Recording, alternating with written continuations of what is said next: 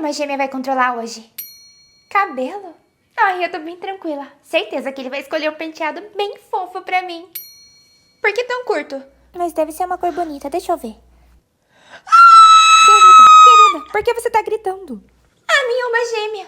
Ele me deu um cabelo de vovó. Depois ele vai trocar seu penteado, querida. Relaxa. Como que eu posso ficar tranquila? Olha o meu cabelo, mamãe. Eu tô parecendo a vovó. E o que tem parecer comigo? Ah, nada demais, vovó. É que a É senhora... que o quê? Cadê minha pinga?